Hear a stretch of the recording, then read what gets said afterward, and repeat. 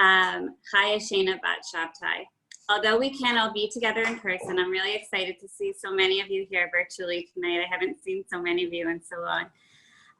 Although we can't, if you haven't already, please make sure to check out Sam Adler's video on how to make a yummy coffee so you could have your coffee for our latte and learn tonight.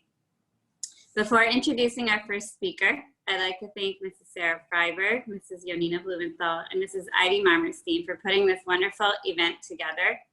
Thank you to our Sisterhood President, Florence Kalblum, and her whole board for all the work that they put into programming all year. Lastly, in Eshet Chayil, the song that so many of us sing on Friday night, we describe a woman of valor as Piha Patcha V'Chachma V'Torat Chesed Al Lishona. She opens her mouth with wisdom and lessons of kindness on her tongue. Those who knew Shani's flavor know that during this time that we are living in, she would have been one of the first people to jump in and do chesed for those who are sick and need help, or to get involved in planning Torah events for women like this one tonight. We dedicate our learning tonight in honor of her and pray that her neshama should have an aliyah. It is now my pleasure to introduce Mrs. Nechama Price. Nechama Price serves on the Judaic Studies faculty in Stern College, teaching courses in Tanakh and Halacha. Both director and alumna of Program for Advanced Talmud Studies, Professor Price is preparing an elite cadre of female scholars of Talmud and Halacha to serve as leaders and role models in the Orthodox Jewish community. She also serves as the Yoetzet Halacha in Englewood, Tenafly, West Orange, Livingston, and Long Branch. And she recently authored a book about the 12 Shvatim titled The Tribal Blueprints. Nechama is a community scholar and regularly gives shiurim throughout North America, and we're so happy to have you here today. Welcome. Okay, thank you so much. Hi, everyone. I am going to share screen with my source sheet. So for those of you who don't have my source sheet printed out, you will be able to see it. So give me 1 second to push share. Okay, is everyone able to see the source sheet? Yes? I'm getting a few thumbs up, so that's great. Okay, so hi everyone tonight. It's really an honor and a privilege to have been invited to speak to you tonight, and I really appreciate it, in a night of getting us ready for Shavuos. So I have 45 minutes, and for those who know me, know that that's very hard for me to speak in 45 minutes, so I'm just going to jump right into the shiur. Thank you very much to everyone who helped organize this shiur, and thank you again for inviting me to speak to you tonight. So I wanted to start off by discussing with you the very, very end of Megillas Rus, and yes, I always like to start by saying some people call it Megillas Rus, some call it Megillat Rus, some call it Megillat Ruth or Ruth. I say Rus, I apologize, that is my upbringing, but for you all know who I am referring to. So I'd like to start with the very, very end of the Megillah, which to me is a little bit striking, because you would assume this ending of the story of this beautiful marriage between Rus and Boaz and a child that is born and handed over to Naomi would be the very end of the Megillah. But as we look at source number 1, that's not where the Megillah ends. The Megillah ends by giving us the list of genealogy, and it's a very strange list, because as soon as I look at it, I realize that not only does it connect my story of the Megillah and of course the birth of Oved to Boaz to David HaMelech, but it actually goes backwards in time to Sefer Breshit, which is really very strange. If you look at source 1 with me, the Eila Toldos Peretz. We go back to the birth of Peretz. Peretz is one of the children of Yehuda and the very strange story of Yehuda and Tamar, which we of course going to discuss tonight. And it takes us back to his birth, takes us from Peretz all the way down to Boaz, and then of course the birth of Oved, and then from there links us all the way to David. It seems very clear that what our Megillah is doing is trying to link us at the very end, kind of telling us the point of the Megillah, is to link 3 stories together. The story of Yehuda and Tamar and the birth of Peretz, the story of Rus and Boaz, and of course the birth of Oved, and then of course David HaMelech himself. And you have to ask, what is the connection between these three stories, other than the fact that they all come from the same line and lineage? But I think it's much more than that. I think what the Megillah is trying to tell us is that the story of Yehuda and Tamar, the story of Ruth and Boaz, I would entitle them the skeletons in David's closet. They are the scandals. They are the stories behind David HaMelech that are a little bit strange, I would like to say. These are stories that very often our children don't get to learn in major detail as children, because there's something a little bit unusual about those stories. And what's interesting about all three of these stories is they also have something else in common besides the fact that they're scandalous, which is the fact that they all have different ways to look at their story. I can look at each of their stories as a scandal, a major, major scandal, and look at the text, the pshat, or the simple read of the text, and see major mistakes that are made. Or I can look again and see that there's a lesser degree of a scandal. I could see something hidden within the text is telling me to read the psukim a little bit differently. So what I want to do is take the story of Yehuda and Tamar, take the story of Ruth and Boaz, and show you that there are different ways to read these stories in terms of making it into a huge scandal versus something much smaller, and then apply that to our understanding of David and then also his son Shlomo, all within the time you have given me. So let's begin. The story of Yehuda and Tamar takes place in Bereshit Lamed Chet in Parshas Vayeshev. It's a very, very strange story, and again, one that most of the time our children skip in school, because at the end of the story, there's no question Yehuda has a sexual relationship with his daughter-in-law Tamar, and she ends up getting pregnant with twins. There's no way to deny the scandal that happens at the end of this story. But there really are two very different ways to read the story, to look at Yehuda and the actions of Yehuda in two very different lights. I can look at Yehuda, as I said to you before, as a major scandalous story, a major low event in Yehuda's life. For this story, I'm going to be using what's in front of you, source number 2, which is all the psukim, and I'm going to highlight different things from these psukim. If you look at source number 2 with me, Vayered Yehuda me'et achav, the story begins that Yehuda leaves his family. Yehuda makes a yirida. Yehuda goes down. There's a low moment in Yehuda's life. Yehuda is doing something that is very, very negative, and therefore has the language of going down. He's leaving his family values. He's leaving, all the wonderful things about the life that he has in the house of Yaakov.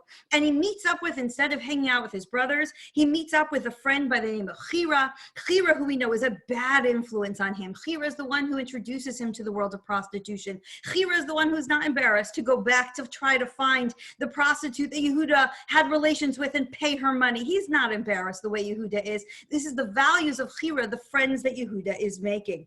Pasuk Bet tells me he marries a woman. We don't know her name, but we know her father. Her father's name is Shua, and it tells us Bash Ish Kenani. He's a man from Canaan. And what is the one thing we know about the Avot, which I gave you here in small in source number 2, which is it was so important that they didn't marry into the nation of Canaan. You have in Bereshis Chav Daled, where Avram sends his Eved to make sure that Yitzchak doesn't marry a woman from Canaan. We even have in Bereshis Chav Chet, where Esav sees that it's terrible he married into Canaan. His father's so upset with him. And of course, in Bereshis Chav Chet later, where Yitzchak says to Yaakov, don't you dare marry a woman from Canaan. So we see the values are, the women from Canaan are bad, don't marry into Canaan. Here back in source 2, Pasuk Bet, he goes and he marries a woman. We don't know her name, but we know the most fundamental thing. He marries a woman who is from the nation of Canaan. And this is certainly the view found here in source 3 of the Radak. The children of Yaakov were not supposed to marry the women of Canaan, just like Avram didn't want Yitzchak to, just like Yitzchak didn't want Yaakov to. Obviously, the Shvatim, the children of Yaakov, were not supposed to either. So already in the first 2 psukim, Yehuda is in a low. He's really going off the path. And therefore the psukim continue in Pasuk Vav, where we see that all of a sudden he starts to get punished, and his sons go off the path just like he does.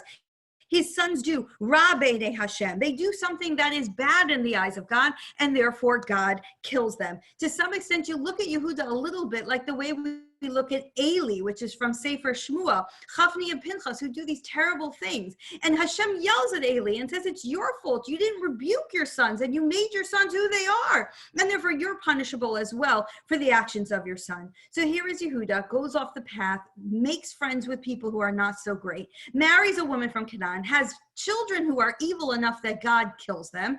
And then the story continues. Because as we know, Tamar, who is the daughter-in-law, is married to his oldest son, Er, and then Er dies. And then she marries Onan, because in that time, they had some sort of mitzvah of yibum, of marrying off the wife of your brother who didn't have any children to a close family member. And therefore now we are left with the story that Yehuda is supposed to marry Tamar off to Shelah. And here again, we see a low and a terrible thing that Yehuda does, which is he lies. He tells her to go home. Don't worry, I'll call you when Shelah's all grown up. If you look at the end of Pasuk Yudalad, I'm in source 2, Ki ra'ata ki gadal Shelah hi lo natzal Elisha. She sees through his lies, hey, Shelah grew up, you didn't call me. You're never going to call me. It seems that Yehuda is leaving her in the status of an aguna. She can't marry anyone else. She's not being allowed to marry his son. He's treating her in such a terrible, terrible way. The story then continues where she then dresses herself up as a prostitute. Pasuk Tetvav, clearly here Yehuda, when he's with Tamar, thinks she is a prostitute. He thinks he's sleeping with a prostitute. Pasuk Tetzayin, he says, what do I pay you? She says, what are you going to give me in order to do this transaction? It clearly is that he doesn't know it's his daughter-in-law. But the end of the story, he ends up having sexual relations with his own daughter-in-law. And then it gets even worse because she has discovered that she is pregnant, Pasuk Chavdalid, and Yehuda reacts in such a strong way, even though he just did a similar thing because it was him on the other end, right? But Zanta Tamar Pasuk Chavdalid, because she's Hara L'Znunim, language of Zonah, she did this terrible action, which again, he just did himself by being with the Zonah, and he says, let's kill her. This is a horrible story of Yehuda, Yehuda falling off the wagon, Yehuda making terrible, terrible mistakes. It's a complete skeleton in the closet of David. However, let me now read the story to you in a very different way, making the scandal a bit smaller. You see, I can look at the story from the beginning, going back to the beginning of source number 2 in a totally different way. I can say, Vayered Yehuda me'et achav is not necessarily something negative. It could be he leaves his brothers because he feels so bad about what happened with Yosef, or he was so horrified, says a Barbanel, that they were willing to kill Yosef, so he leaves them. But much more pshat is that he leaves his family because he does what all of us want our kids to do, which is he grows up.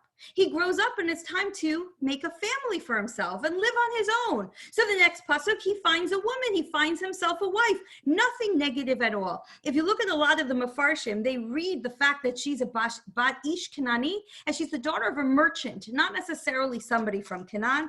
Or you could very easily say, as it's found in Chazal and also found in many of the Mefarshim as well, he was allowed to marry a woman from Canaan. We never see Yaakov saying, don't marry a woman from Canaan. We never see any of the 12 sons going to a different location to find a wife. Maybe Yitzchak wasn't not allowed to marry someone from Canaan. Yaakov wasn't allowed to marry someone from Canaan, but the Shvatim were. And you can easily explain the difference. If you're one person all by yourself, if you marry into a culture, a local culture, you're going to get absorbed by that culture. You're going to get absorbed by her family. But now that we're 12 sons, we're our own culture. If we marry a woman, we'll bring her to our home. We'll bring her to our family. We're not going to get absorbed into her culture. So maybe Yehuda was allowed to marry this woman. So far, he's done nothing wrong. He's grown up. He's moved out of the house, which is a good thing. And he got married and he had 3 children. And now all of a sudden, the story is very, very different. Because as the psukim continue in Pasuk Vav, he has 3 sons.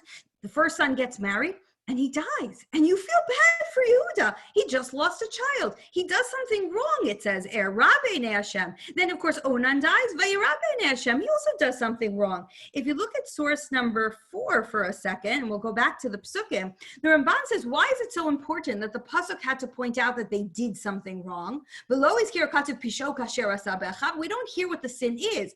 Aval Amar Bechato Meit Lahodia Shelo Haya Ze Ba'onesh Yehuda Mechirat Yosef. We don't want you to think it's Yehuda's fault that the sons died. Yehuda didn't do anything nothing wrong. Yehuda's innocent. But all of a sudden, one son dies and the next son dies.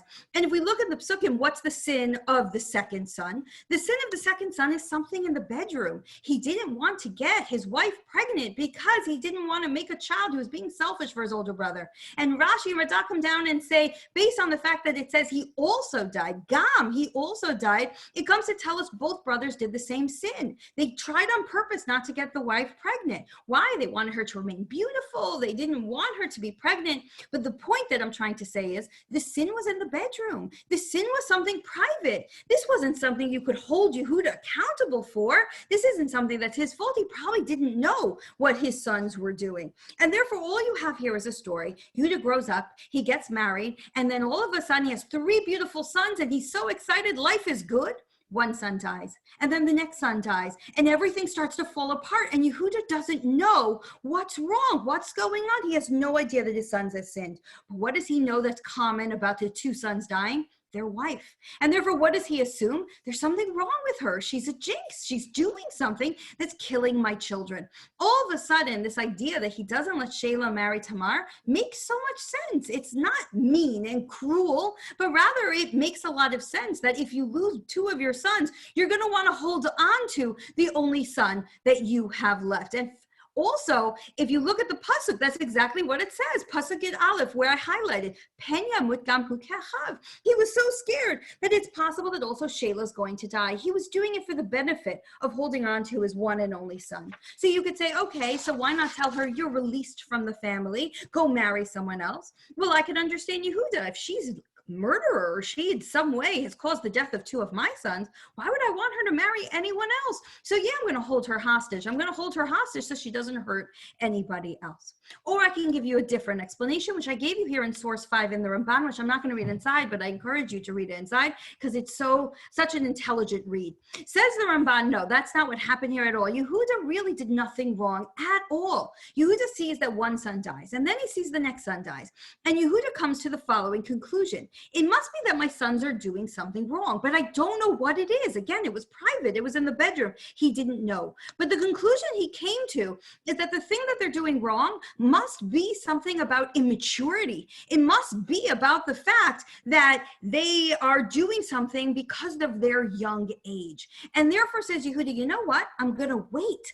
I'm going to allow them to marry. I'm going to allow Sheila to marry Tamar, but I'm going to wait till he's a little bit older because clearly the other ones are messing up because they're so immature. And therefore I'm going to wait. I'm going to wait till he grows up. He learns a little more from me. He's influenced a little more from me. But of course, I was going to let Sheila marry Tamar. The problem is Tamar didn't know the plan. So when she sees that Sheila's the same age as the other 2 sons, that's when she dresses up like a Zonah and comes to Yehuda because she thinks Yehuda's not going to let her marry Sheila, but she misunderstood.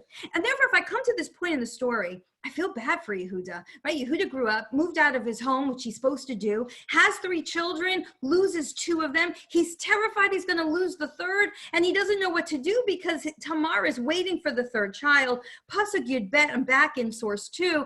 Pasuk Yud Bet, Vatamat Bat Shua Eshet Yehuda, his wife dies too.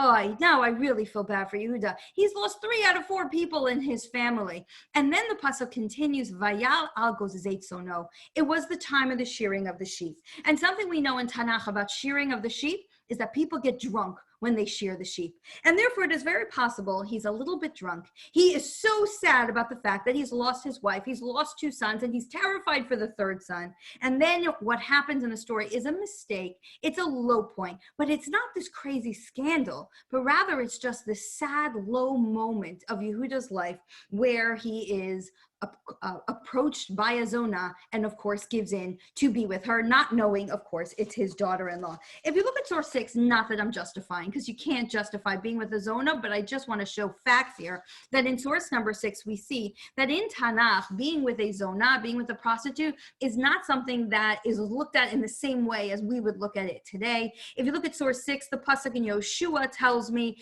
that Yoshua, when he sends 2 spies into Eretz Yisrael, they end up at the house of Rachav. And Rachav, we are told, is a Beit Ish Zonah. Yes, I know we all read Rashi, she's an innkeeper, but she might be an innkeeper, but she's an innkeeper. That's a Zonah. They go to the house of a prostitute. Not only that, next pasuk, Shoftim Yud Aleph, Yiftach. Yiftach is the son of a Zonah. Shimshon, who's one of our judges in the books of Judges, he goes to the home of an Isha Zonah as well. So again, not to say that this is justified or allowed, even though the Rambam in the Moreh Nevuchim says before Matan Torah, being with a single woman was not a problem. However, in general, it's not the same scandal anymore. It's a low moment. It's a sad moment. So we leave the story of Yehuda and Tamar with two very different versions. Yehuda leaves his families, leaves their morals, leaves their values, does terrible things, has horrible children who do horrible things, and ends up having sexual relations with his daughter-in-law. Or is it Yehuda, who associates with his values and his family the entire time, has this low moment where he loses his wife and his sons, and he's trying to protect his other son. It's so sad for Yehuda. And of course, makes this terrible decision that one day out in the field where he meets up with Tamar. But either way that I take the story of Yehuda and Tamar, there's a redemption for Yehuda at the end. There's a positivity at the end of the story. Because if you think about the ending of the story, right? Yehuda says we have to burn Tamar. We have to kill Tamar. And they're pulling her out, and there's got to be a crowd. You don't just like do a little barbecue in your backyard. I'm sure there was a crowd. There were masses of people. I'm sure his family was there. His father was there. His brothers were there. And then she sends his items as if to say, don't you recognize it's you? Yehuda in that moment could have denied. He could have said, I have no idea what you're talking about. That's not my stuff. He could have avoided the biggest and most embarrassing moment of his life, which is admitting in front of all those people that he's the one that impregnated his own daughter-in-law without knowing about it. But that's exactly what Yehuda does. Source number 7, Vayomer Sadka Mimeni, she is more righteous than me. He admits to everybody that it was him who was with his own daughter-in-law. But not only that, the end of the pasuk, V'lo yasafod l'data, he doesn't take advantage of it. He doesn't continue to be with her. That's it. It was a one-time thing. He has 2 children from her. But to me, what I think is even more inspiring than that is source number 8.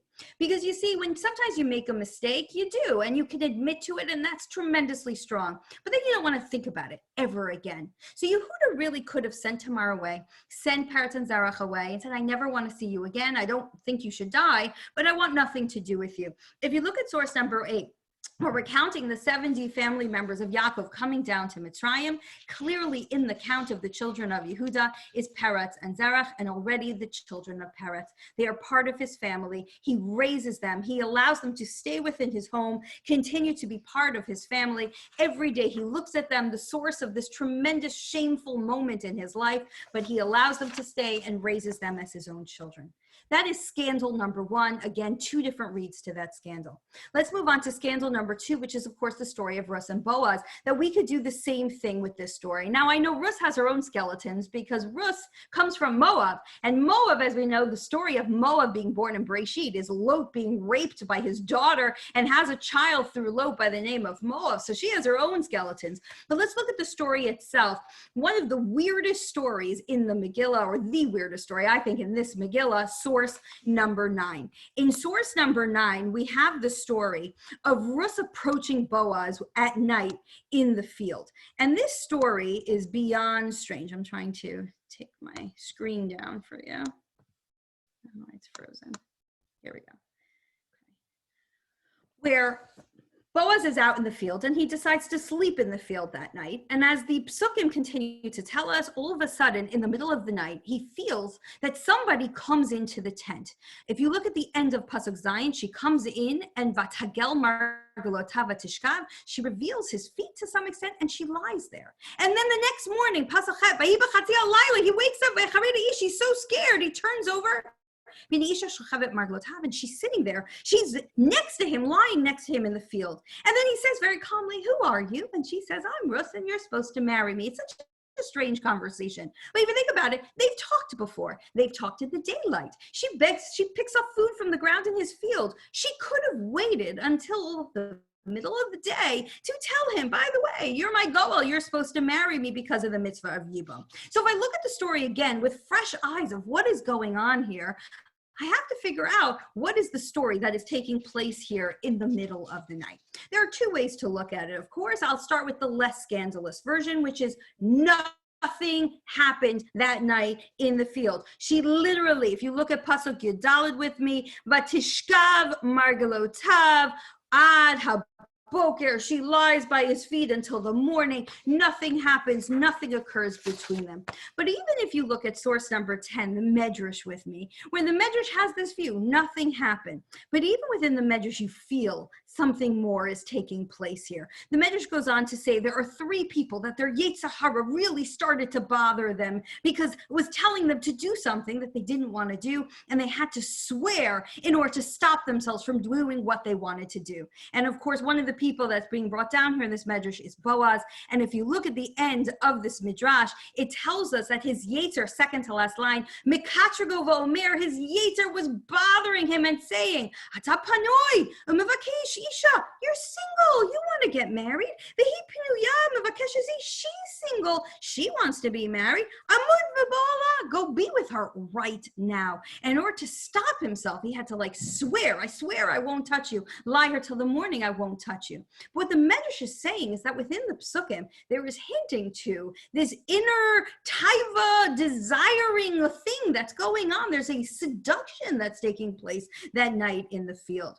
There is a second version. And in that second version, we say something actually happened that night in the field. And the reason why one might say that, oh, I just went the wrong way. One might say that is because of the language that's used in the text. Over and over again, the language of shachav, lie here is used. And I gave you here in source number 11, many, many places where the language of shachav is used to mean a sexual relationship. I'll just go through the first 3.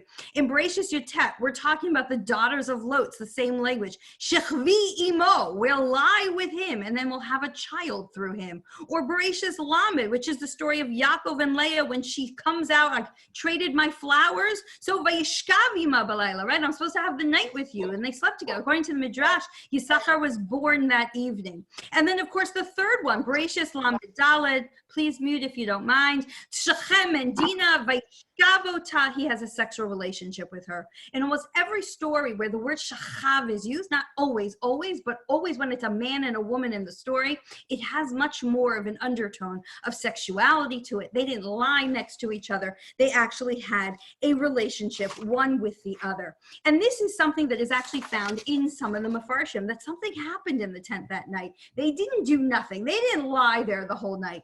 First, it's found in source number 12, the Hachtava Kabbalah, Rav Mecklenburg, who writes as follows when he's listing all the sexual encounters between couples in Tanakh.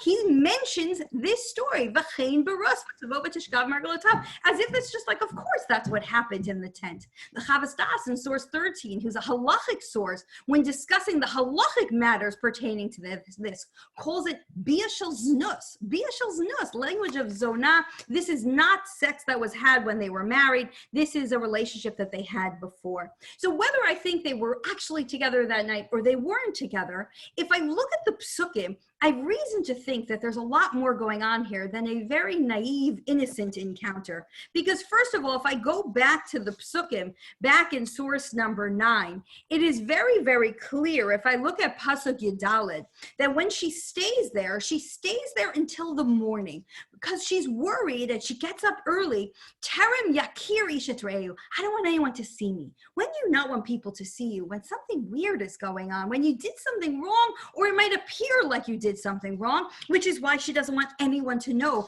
that she was there. Pasuk Tedvav, he says, give me the mitpachat that's on you and I'll fill it with food. Well, why isn't she wearing her mitpachat? Why? It's a garment. Why is it off of her? But even if I don't want to say that, clearly here what is taking place is something we would call yichud. They are alone. It is very clear from the text. There is nobody else there. They are utterly for sure alone in that tent that evening. This is a little bit, I would say, no matter what, of a scandalous story. On top of that, source 14, she prepped for this. She gavarachatzta. She washed herself. Visachta, and she anointed herself. Visamta samatach. Naomi told her, put on beautiful clothes. Get yourself ready. You're seducing him. You're getting him to agree to marry you in this story. This is not an innocent story that is taking place.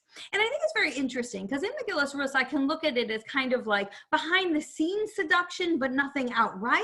or I can look at it as outright seduction. Two ways of looking at it. Just like in the Yehuda and Tamar story, I can look at it as a bigger scandal versus a lesser one of a scandal. But the two stories themselves, which are the two skeletons in the closet of David HaMelech itself, have so many parallels, one to the other. It's pretty amazing. Look at my chart with me. We have the story of both of them having a leaving of everybody else. Yehuda vayered me'etachav, the Elimelech Machon Kilion vayelech ish me'beit lechem. They leave their home. They leave the Jewish people. They leave, to some extent, all the Jews around them. And then in the Megillah, just like in the story of Yun and Tamar, there's a list. There's a husband and wife and the children. And then it tells us their names. And then we have two sons dying. And the two sons die without any children. So there's a requirement of yibum in both stories to marry off this wife to the next child. In both stories, just a cute fact, there's someone who's not recognized by everybody else. Of course, Yehuda doesn't recognize his own daughter-in-law, and Naomi is not recognized by anybody else when she returns to Eretz Yisrael. In both stories, the correct person who's supposed to be the Goel, who's supposed to marry the woman, ends up not marrying her, and somebody else does instead. In the story of Yehuda and Tamar, it's Yehuda who ends up with Tamar, not Shelah. And of course, in Megillat Ruth, it's not the Ploni Almoni, the closest relative, but rather it ends up being Boaz. In both stories, we have some weirdness, some scandalous, Ruth sleeping by Boaz's feet, Tamar sleeping with Yehuda, some sort of scandalous story. We have the men admitting at the end that the woman did the correct thing. Yehuda said, Kamimenu, Boaz, Bruchat Lashem. And of course, our stories are connected by the Megillah itself. Because the end of the Yehuda and Tamar story, Yehuda has Peretz, and of course, the ending of our Megillah, as we started this discussion, it starts with Eila Toldos Peretz, takes us to Megillas Rus, taking us to David. It is very clear that these two stories are what we need to know to understand David HaMelech. And I would like to say they're the scandals in the background of David, they're the skeletons in the closet of David. If you look at source 15, the Medrash puts them together. Shtei nashim masru atzman al sheva Yehuda. Two women really put themselves out there for the tribe of Yehuda, Tamar and Rus, our two females from our stories. So I can look at both of these stories as their common ground. They're both the scandals in the background of David. Or I can change it a little bit. I can say Yehuda and Tamar's story is the scandal, and maybe Rus and Boaz, if they didn't act upon anything, it's the tikkun, it's the fixing. Here we have a similar situation where the desire is there, the opportunity is there, but at the end of the day, Rus and Boaz are not together. They're able to hold out and wait until after they get married. But either way, if I look at it as two scandals, or the scandal and the fixing of the scandal, what I see, which is very clear, is the Torah's attitude towards sin.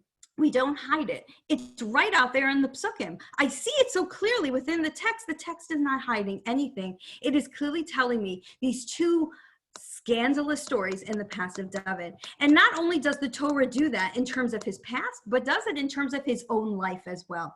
If I look at the stories of David, David is a wonderful person and a wonderful king and does amazing things. But we all know he's got a scandal too. And there are two ways to look at his scandal as well. The story of David and Bathsheba, if I look through the pshat, the simple reading of the psukim, it is a very sketchy, scandalous, all those words, right? Story. Look at source 16 with me. I'm not reading all these psukim inside, but they're in front of you so you can clearly read them. One day, David is out on the roof of his palace and he sees a woman who is bathing. And the pasuk stresses he is on the gag, and we'll see why that's very important. She's very, very beautiful. Tovat mareh ma'od. So first, what does he do? He finds out who she is. Pasuk gimel. Vayidrosh leisha. Who is this woman?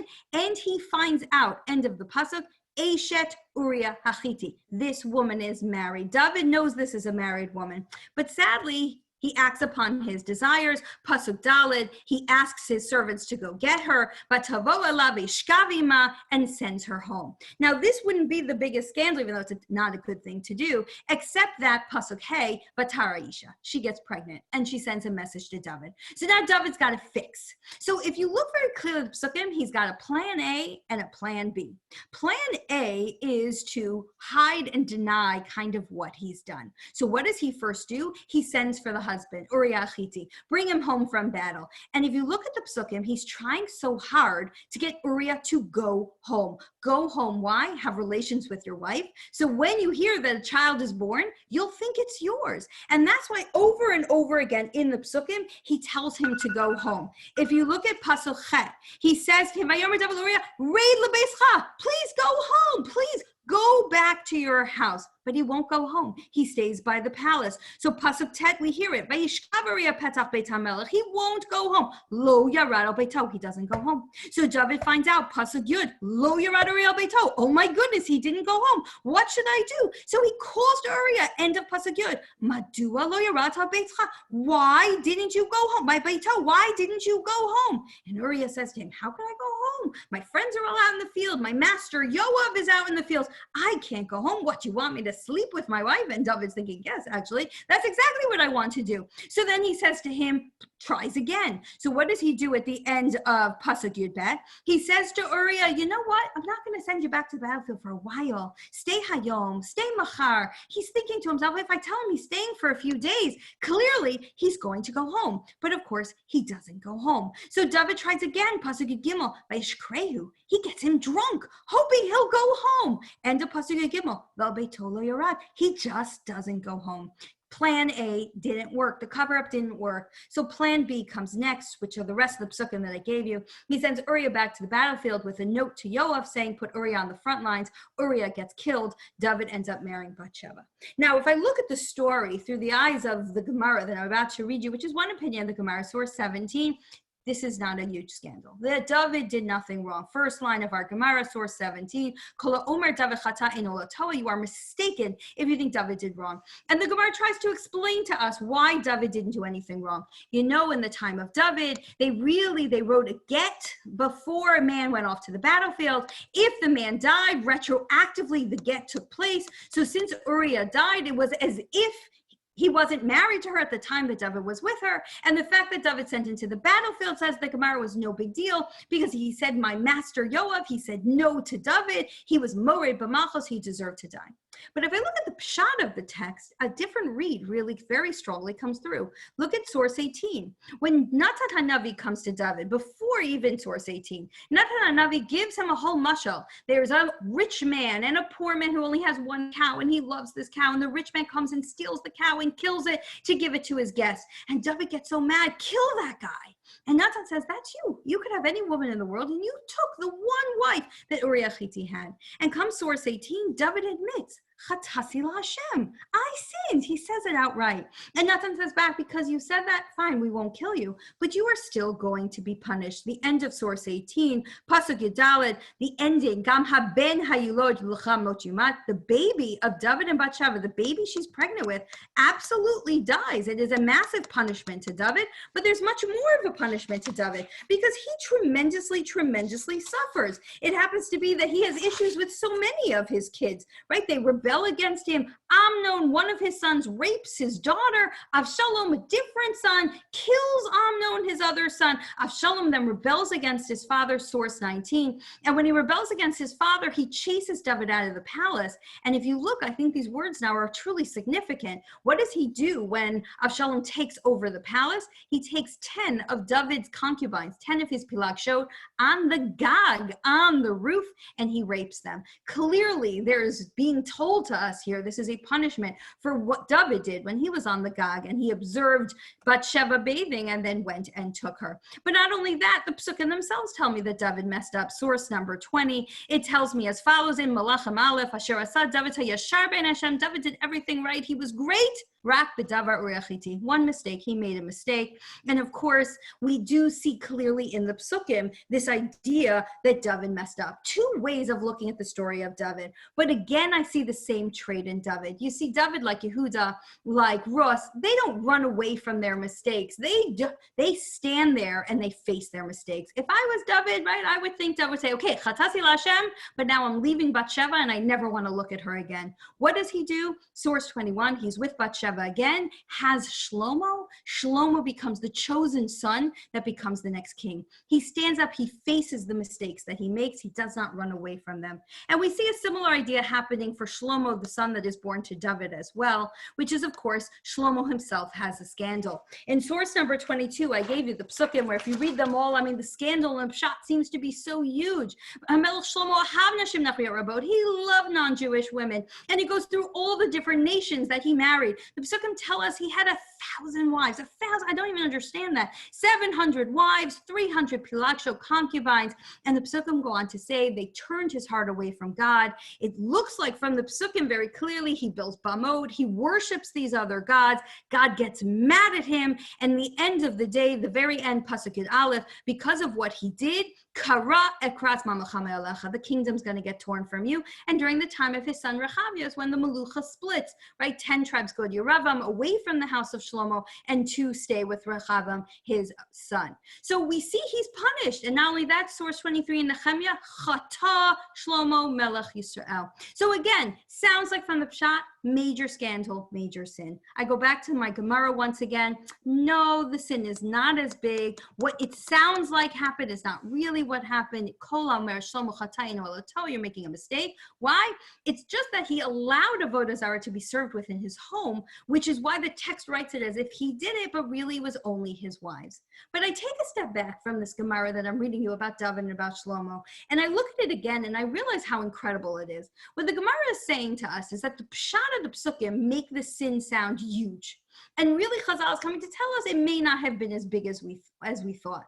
You would have expected it to be the opposite. You would have expected the Pshat Psukim to hide the sins so that we don't realize them. And only if I look into the cracks and the crevices of the text, I can see hints to sin.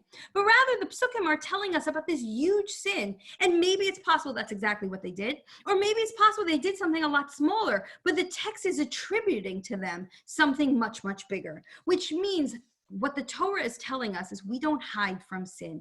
We don't hide from publicizing sin in any way, because every human being in the world sins, even David HaMelech, even Shlomo, even Yehuda. But it's what you do after you sin that matters. And therefore we need to learn from sins of the past, because every single one of us is going to do something wrong at some point in time. If you look at source 25, after the story of Yehuda and Tamar, this major scandal that we discussed, God chooses through Yaakov, Lo Yasser Sheva Yehuda. We choose Yehuda to be the leaders of the Jewish people. We choose them over and over again in the time of Shoftim, which is after the story of Megillas Rus. Source 26, who's going to be our leader?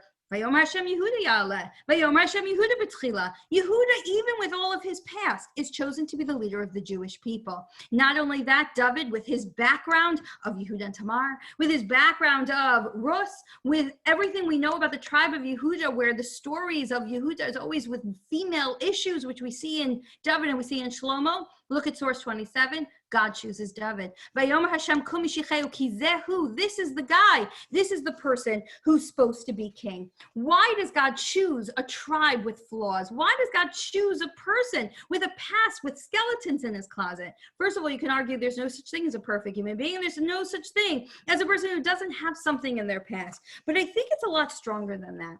It's because Yehuda and all of these stories stands up to the sins of their past and makes themselves so much greater. If we go back to the Yehuda and Tamar story, yes, in the story, he's amazing. He marries Tamar, he keeps the children in the family, he raises them as his own, yes. But then you continue the Yehuda story, and in the Yehuda story, we see him grow. Instead of being the one who didn't stand up to protect Yosef, he becomes the protector of Binyamin. He's the one that stands up to the second king and puts his life in danger in order to protect Binyamin. You see the growth of Yehuda. He learns from his past and doesn't make those mistakes again. In the story of Ruth and Boaz, I don't know what happened in that 10th night. I really don't. But their story shows us two very, very strong characters of chesed, characters that are just embodying such incredible values. Ruth, who goes with her mother-in-law, wherever you go, I'll go, gives up her entire life, takes food off the ground to feed her, hands her the baby at the end. Boaz, who of course agrees to marry Ruth, who gives her so much food. These are tremendous characters that, of course, it makes sense. Somebody great like David should come from characters like this. And of course, David makes mistakes.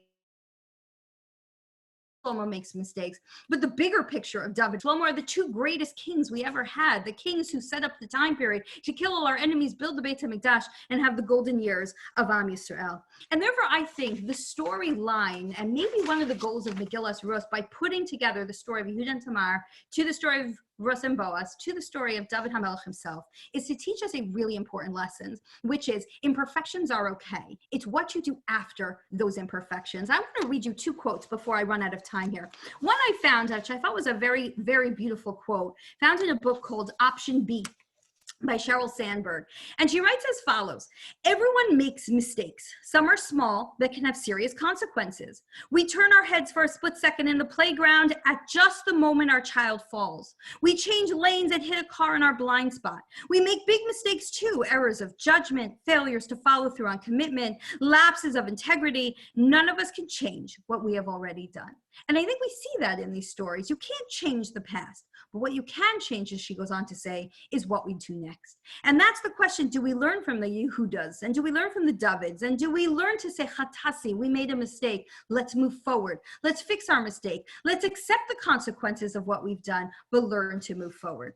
I actually found one more quote, which I'd like to end this shir on, which was written in the Times of Israel. It was a blog posted by Rebbetzin Ariella Davis, who maybe some of you know. I thought it was wonderful what she wrote. And I also thought it's very perfect for right now, because right now, so many of us are in our homes with our children 24/7. And I think what she's about to describe is probably happening sometimes more than it used to when our kids used to go to school and used to have, social events outside of the home. I thought this message was very, very perfect for this time. And it's not only really talking about children. Some of us are in our homes with our siblings or with our parents or whatever it is. I think this is something that's a very beautiful message, which really brings together this year and really pertains to the time that we're in. She writes as follows. These are her words. I mess up as a parent every single day. I have reasons, explanations, excuses. It's hard to take care of 4 kids when you're a working parent and your husband's job is all encompassing and you have little time to yourself. It's hard to have patience when after a long day of work, your 2 oldest war over every little thing. And while you're trying to mediate, you turn around to see your 2-year-old emptying all your spices on the floor. So she writes this: I am a rabbi's wife, but marrying a person with that title didn't give me the pixie dust to handle these situations with righteous patience and equanimity. I blow quite often. But if there's one thing that I've learned to do right in parenting, it is this: I apologize a lot. When the cloud of frustration dissipates and I'm left with feelings of guilt about the wrong way that I handled yet another situation, I sit with my children and I sincerely apologize for losing my patience and for not giving them proper attention. I tell them I was overwhelmed, and this is not an excuse, but I will try to do better next time. It amazes me how every time they are so quick to forgive and how they understand. They get it. Mommy makes mistakes, but she regrets her behavior. And while this is not why I apologize, I hope they can apply a secondary lesson that they too are human and they too will make mistakes, and that admitting our mistakes don't define us as bad. They define us as human. Thank you very, very much for allowing me to speak to you today. I hope you enjoy your next speaker, and it was wonderful. Thank you. Thank you so much. This was wonderful. Thank you. I'll stop Thank sharing. you so much.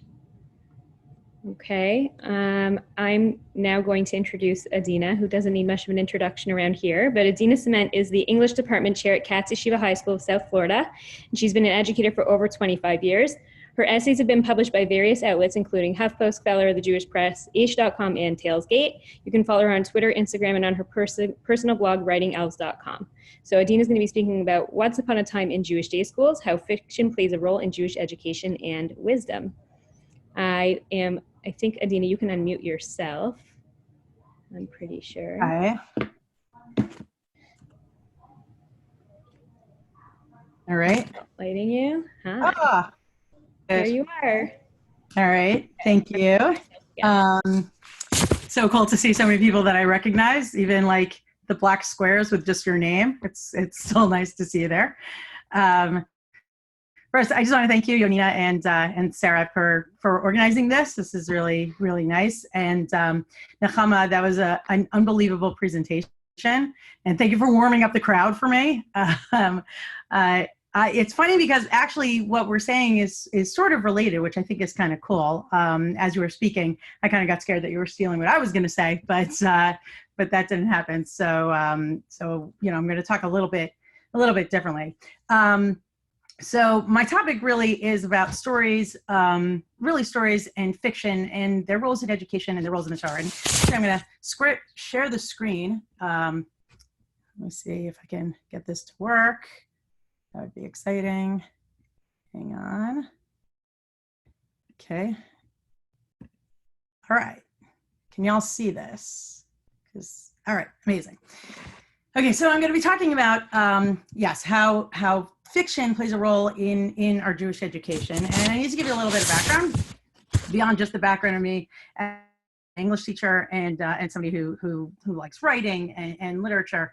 I always tell people it's like a running joke that I'm in a mixed marriage, and that's because my husband reads nonfiction and I read fiction, and so that has caused a lot of conflict because we're constantly arguing over which is better. Is it fiction or is it nonfiction? And like I said, it's a constant struggle because I love books like these and my husband likes books like these. And so we talk about what it is, but the truth is, even though it's a mixed marriage, it's sort of the best blend. And the reason why is because fiction requires analysis and it helps you develop empathy, and you get to meet amazing characters like Harry Potter and Jane Eyre or any other fictional, whatever your favorite fictional books are. And nonfiction helps you with, you're learning facts and you develop knowledge in another way. Both in the framework of stories creates long-term wisdom. So if you're reading something, if you're reading facts told within the framework of a story, you learn them a lot easier than if you were just reading a textbook or if you were reading somebody's class notes. And again, this is kind of obvious. I don't think this is rocket science. It's science. You know that you remember stories over facts. If you read a novel, if you read a biography, if you see a film, you'll remember that a lot more. And you enjoy things being told from a story perspective. So Chazal recognized this, obviously, and there's this great story actually about Rabbi Akiva that when he was sitting and he was it's in Bereishis Rabbah, he talks about how he was lecturing his students and he saw that they were all falling asleep, which is which never, of course, happens in any of my classes. And so what did he do? He starts talking about Esther, and I'm not going to read the whole source for you. You can look it up, but he says he's lecturing, they fell asleep, and he says, okay, how did Esther possibly imagine that she could rule over an empire of 127 provinces? So he's like, and Esther started thinking that she thought of Sarah, who lived for 127 years, and so therefore she was able to. Great little story. So there's two awesome points about this one little thing about Rabbi Akiva. Number one, it shows that Rabbi Akiva was a great teacher because he noticed that his students were falling asleep, which, by the way, a lot of teachers don't. They'll get up there and they'll be talking and people will be falling asleep. I mean, I don't see if you're sleeping behind your names on Zoom, but I can assume that you're awake. But he noticed that and he redirected what he was doing to get them back. And the way he got them back was by telling them a story. He started talking about character.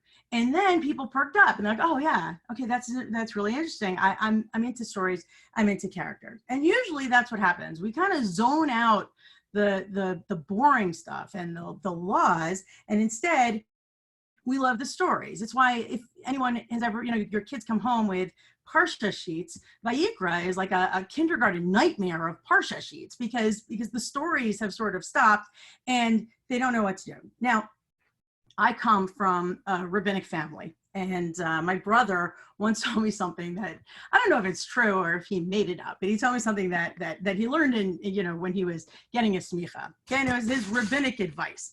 He says you can repeat a drasha every other week, you can repeat a joke every 6 months, and you can repeat a story once a year. And the reason why this is kind of like a good rule of thumb is because the drasha, unfortunately, no one will remember. Like you give this great drasha and you can repeat it a bunch of times. This just happened to me where somebody was trying to tell me a drasha that they heard. They said, oh, we heard the greatest speech. It was amazing. I wish I could tell you what it was, but it just was so good. But they didn't remember it at all. Like zero. They remembered it was very good, but they couldn't repeat it. A joke you can repeat every 6 months because people you'll forget and you'll say, oh yeah, I remember that one. But a story you can only repeat once a year. And the reason why is because the stories will stay with you. The stories you will remember. Nobody remembers the drasha. We are hardwired for stories. That is how we relate to everything. We think in stories. Even if you're a nonfiction person, you're still relating to a story. It is the hallmark of teaching. We teach telling stories so that the kids will remember it. Probably the most educational framework for that is the Pesach Seder, where if you look at by the way, this picture is from the graphic novel Haggadah, which I highly recommend you get. It's a very cool Haggadah. But if you look at the Pesach Seder, okay, the Pesach Seder is, like I said, the ultimate educational experience. It relates to every type of learner. You're eating things, you're singing, you're reclining, you're acting, you're doing everything. But at the center of the Seder is Magid. You have to, Sipor Yetzias Mitzrayim is the most important part. You have to tell that story. Now, if you talk to most people about Magid and they talk about their Seder, Magid tends to be boring. It's not that exciting. And, you always have, I know people always say, okay, are you at the 10 plagues? Are we going to meet at the Makos? Are we at the Hinu? Everybody kind of, goes through it rather quickly to get through it. And the whole point of Magid is the point of the Seder is to tell the story. And so a lot of Magid, I think, like part of the reasons why people tend to drag it is, why it tends to drag out is because a lot of Magid is drasha. A lot of it is.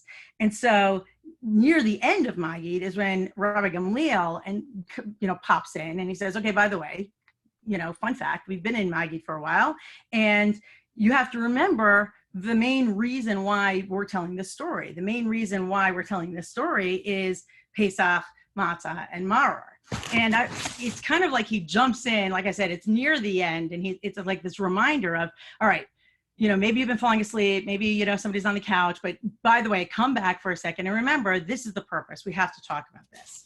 So again, this is kind of like the ultimate telling stories in Pesach. And it's sort of this reminder of, yeah, we have to tell the story. We have to do Pesach, Matzah, Maror. We can sort of like combine them together. What's the problem with stories and why do people have issues with them? So my take, just as an educator, is that people tend to stop engaging with stories as adults. We remember these stories from when we were kids. We remember our Parsha sheets, or we remember the stories that kids come home with, and maybe we sing Joseph and the Amazing Technicolor Dreamcoat, but we don't engage so much with them. And sometimes we'll look at them almost like fables. Worse, okay, as we get older, we start seeing things that were never taught, that we thought were shot, that we thought were in the Torah, and then lo and behold, we discover they're not there. They were just stories that the teacher gave us. So I remember that horrific moment when I couldn't find Nachshon at the sea jumping into Yam Suf. And that was like a tragedy of epic proportions, because I was like, I know that's there. This is the story we've been telling all along, and suddenly it wasn't there. Or that Avraham, sent Eliezer, but suddenly Eliezer is not in that picture. And you have this like, what have they told me all along? Or like just the story that we heard just before from Nechama, that there are stories that the teachers skip over because it's too controversial. And then you get back to as an adult and you're like, well, this was not the story that, I don't remember this part in school. So that happened. So one of the things I wanted to show you is a couple of examples of this, how we can look at things the way we look at it with kid eyes and the way we look at it with adult eyes. And then I'm going to tell you a little bit about, what we do with these, with our story truth and real truth and where it comes from. All right. So this is Embrace. This is a famous story. Okay. This is the part of the Torah where Yosef is being sold as a slave. Okay. And it's great. And unfortunately I can't move my screen, so I can't see, the rest of it, but what happened was they looked up, they saw these, these people were coming and they're going to sell, what's it called? They're going to sell Yosef to be taken back down to Mitzrayim. So Rashi says, okay, why is it important to say what kind of people are they? What kind of traders are they? So he says, because it tells you how, you learn how wonderful Hashem is, how the righteous people are rewarded. Okay, so why? Usually the traders would be passing down and they would be carrying things like tar and pitch and things that they would be making candles with, and that stuff is pretty disgusting and it smells really bad. But here comes Yosef, and these are spice traders. So that means for Yosef, it was amazing because he could be traveling with these beautiful spices, so he wouldn't suffer from this bad odor. It's like being in an Uber with a really good air freshener. And yay, Yosef! And that's how Hashem rewards Tzaddikim. And that's a beautiful, beautiful story.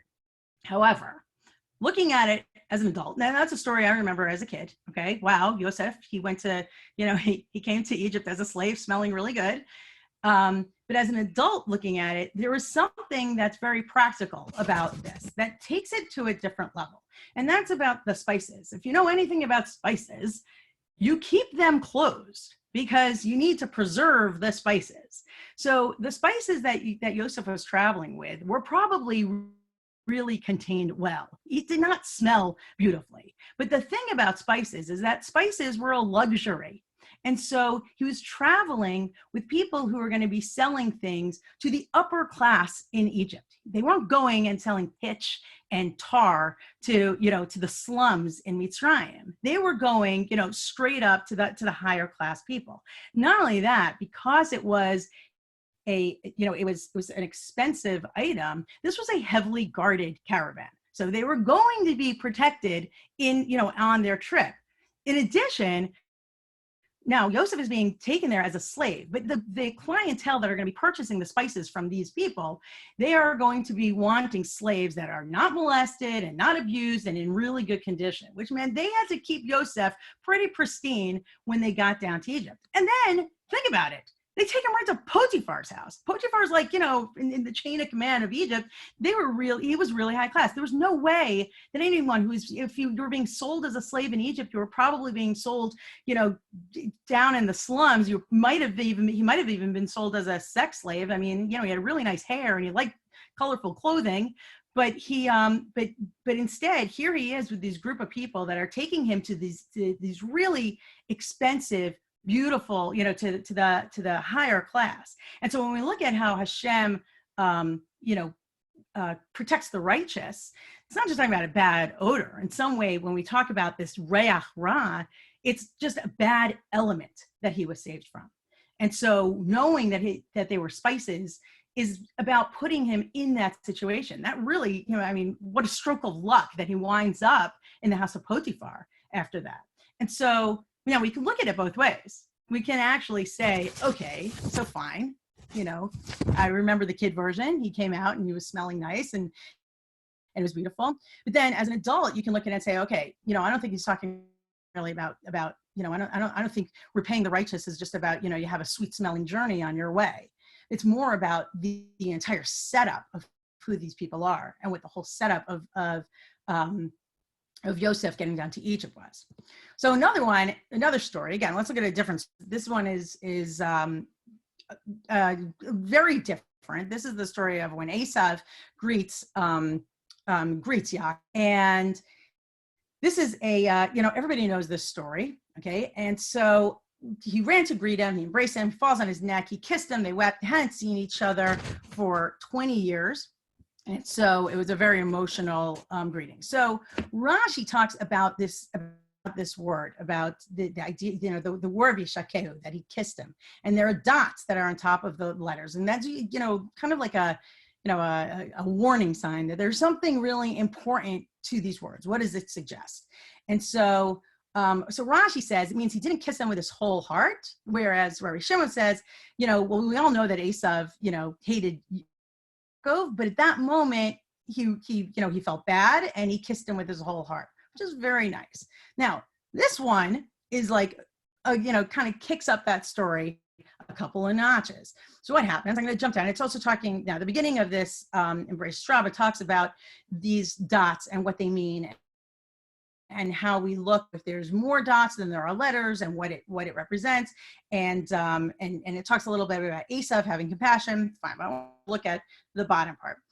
Rav Yani. So Rabbi Yani says, okay, why does it say it? He says, okay, it wasn't that Esav didn't come to kiss him, he came to bite him, okay? And he wanted to on his neck. Now this is a great story. He wants to bite him on his neck, but what happened was Yaakov's neck turned to marble, and so Esav's teeth were, like he knocked out his teeth biting Yaakov's neck. This is a great story. By the way, this is the first instance of like a vampire in literature, I think, right here in this moment. Okay, it's somebody coming, biting his neck. All right, so so what does it teach us though about why they're weeping? They're crying. Yaakov's crying because his neck recently turned to stone, and Esav is crying because he broke his teeth.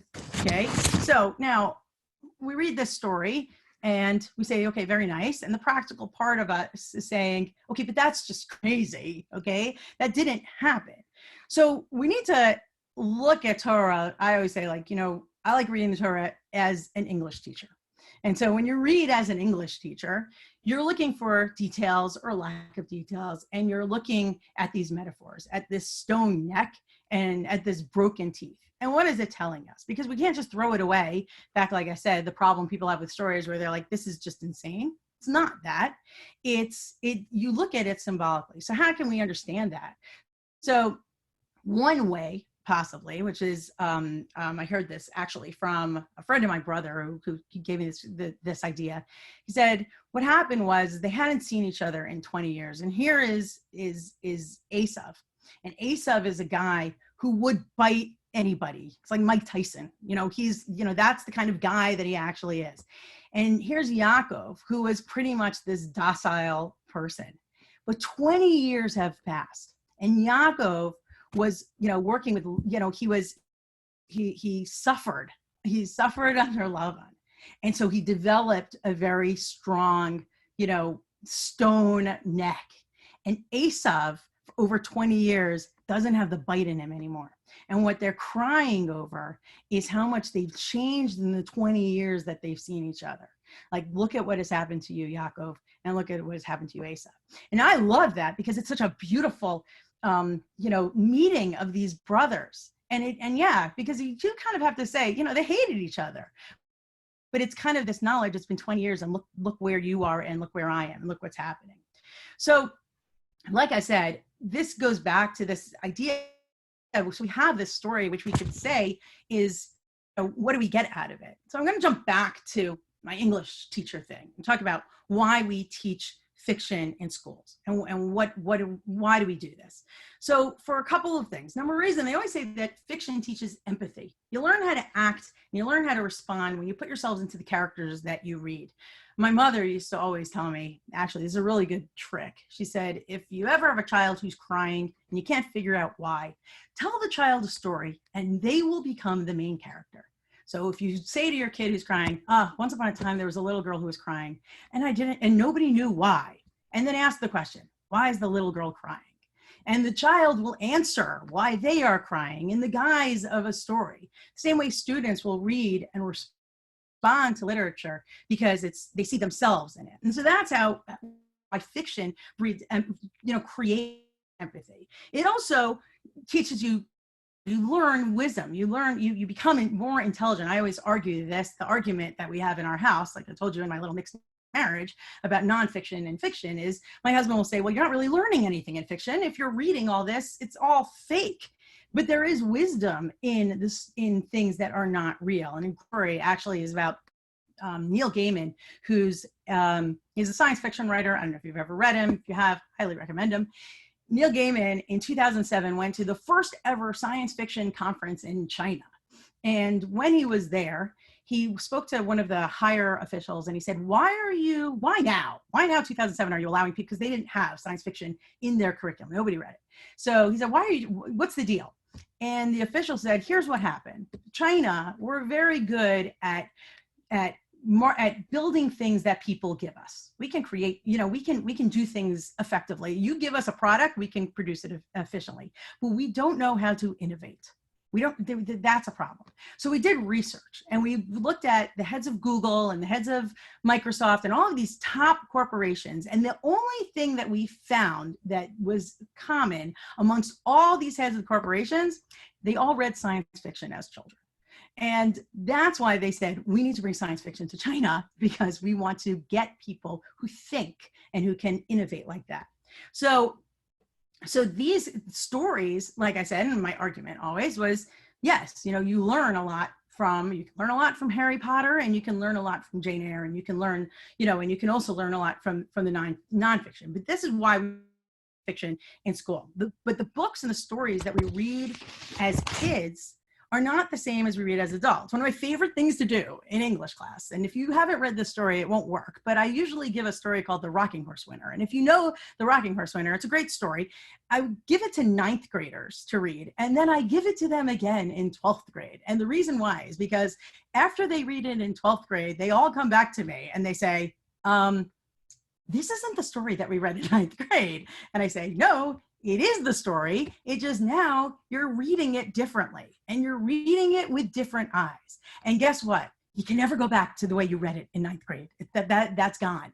But but that's what it is. And so again, that's one of the things we need to do also with these Torah stories. We need to learn to read as adults. Albert Camus, who wrote The Stranger, and he wrote The Plague, which by the way is a very good book to read right now, had this famous line. He said, a novel is never anything but a philosophy expressed in images. And in a good novel, the philosophy has disappeared into the images. You can read Camus, you can read The Stranger, and you can read The Plague. And it's a great book, a little boring maybe, okay? I mean, The Stranger, legit, it's about a guy who goes on a beach and kills an Arab and goes to jail. That's the story, okay? Spoiler. It's not about the plot. You're not ever supposed to read Camus for the plot. You can, but the philosophy behind it requires you to look at the work differently. And there is truth in fiction, and there is always fiction in truth. One of my other favorite books that I love to teach is a book called The Things They Carried by Tim O'Brien. And The Things They Carried is a story about the Vietnam War. Told from, the main character is actually Tim O'Brien. This is an example. One of the things that Tim O'Brien does is he talks about the different truths. He says there's story truth and happening truth. Happening truth are the actual events. That's the foundation of a plot. It's the timeline. That's happening truth. Story truth is the remolding and reshaping of the happening truth. That's what allows the story to be believable and enjoyable, which sounds sort of contradictory. And it's also sometimes hard to distinguish the story truth from the happening truth. So this is an example this is from the book, actually. It's an excerpt from it. I'm going to read it. He says, okay, for example, and he's talking, and again, this is Vietnam War, and he's talking about war stories and how war stories are always true and they're always false. And he's trying to explain that balance. So he says, for example, we've all heard this one. 4 guys go down a trail. A grenade sits in and takes the blast and saves his 3 buddies. By the way, I think I've heard this story at least 17 times by like every different kumsitz. But anyway, saves his 3 buddies. Is it true? The answer matters. You'd feel cheated if it never happened. Without the grounding reality, it's just a trite bit of puffery, pure Hollywood, untrue in the way all such stories are untrue. Yet even if it did happen, and it did, anything's possible, even then, it can't be true. The true war story does not depend on that kind of truth. Absolute occurrence is irrelevant. A thing may happen and be a total lie. Another thing may not happen and be truer than the truth. A true story that never happened. And it really goes back to that. We can believe Nachshon jumped into the water, or we can say it never happened, or we can, and we have to look at which one matters. Is the story truth what's important, or is the happening truth what's important? And I think that is one of the, like when I started and I said, this is, we're talking about stories in the Torah. How do we deal with those, with the stories that seem completely out of touch with the reality that we want to throw ourselves into? And how do we deal with stories that we've been taught are always there that we suddenly find out? And I think understanding fiction, reading fiction brings us to that, because we know how to read those things. We know how to look into it and find the meaning in it. Sort of like just the same way in the last year, the two different ways you can look at the exact same story. And both of them are correct. It's not a matter we can argue about it, but both of them can be read that way. Literary theory works that way as well. Albert Einstein, there's a great quote, once said, "How can we make our children intelligent?" And his reply was simple and wise. He says, if you want your children to be intelligent, read them fairy tales. If you want them to be more intelligent, read them more fairy tales. Now, first of all, full disclaimer, I'm not talking about Torah as fairy tales. What I'm saying here, though, is that the idea that stories create wisdom, that we can't always be looking at the facts, because that's not what's going to sell it. That's not what's going to stick with us. What sticks with us is the experience of these stories. And what makes it richer is our ability to delve into it, to talk about necks turning into stone, and to talk about spice trade and what that means, and what it means for the principal character in a story that develops all the way down to us. And so I think the key to these stories are, and this I'm going to finish so you guys can catch quarantine, the coffee in quarantine, which just started not too long ago. I think the key to the stories are three things. Number one, we need to read intelligently. We need to approach them not from the position of, okay, I never learned this, or these are just stories and I don't buy it. We need to look at it intelligently. We also need to read with wisdom, the wisdom that we know that there is relevance to this, and finding the relevance makes you a smarter person and allows you to understand it differently. And the final way you need to learn how to read these stories is you need to listen to your English teacher, because your English teacher had it right from the beginning. And what they're telling you about how to look into fiction is the same way you look into Torah. And that's how I think it brings a lot more, it makes the stories more rich and makes our experience with the Torah that much more rich. And that's it. I'm going to stop sharing my screen if I can.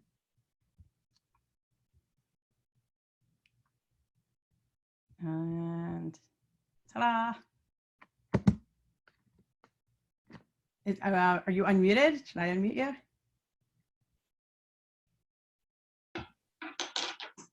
Okay. I can't unmute you. Can you hear me? I can hear, yes. Who's talking? Can you hear Yaakov? I hear Yaakov. There we go. So that means you unmuted us. I didn't unmute anyone, but okay. I All right. Okay. I don't know how to unmute you. Okay, seems like Flo, we can't hear you for some reason. Flo was going to say thank you to everybody and thank Adina for an amazing presentation, and thank everyone for joining us tonight. And that's our show.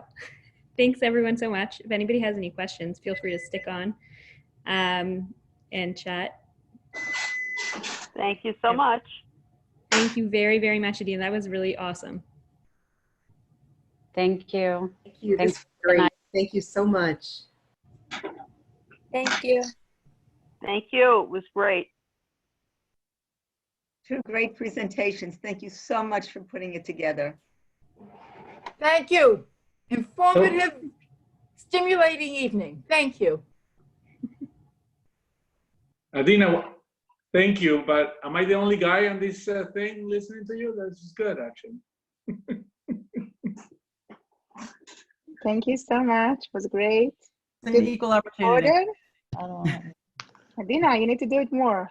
Yes, it was recorded. Oh, I've already said this before, but I want to come to your English class because I feel like I didn't learn how to read properly from my English teachers. Oh. Back to school. I know, right? I think you got it down. Yeah. Adina, read for the thank plot. you for giving me permission to binge watch a novel that I really kept turning the pages on today. And I was thinking, I really shouldn't be wasting my time. Thank you. I didn't waste my time after all. No, Thank you never, so much. never, never. Well, I always tell my students also, it's really important to read read good books, because good books, they're the gateway drug to better reading. But if you read bad books are also really good, because if you can recognize bad writing and if you can recognize what's wrong with that book, it makes the better books that much better. You need to have the foil characters. So I always say, read the bad books too. Also, it convinces you that anyone can write. So like if you read a bad book, that's inspiring to me. I'm like, if this got published, I'm okay. I think that maybe one day I will too. I had great Have a good night, teachers, and I everyone. still want to sit in your English class.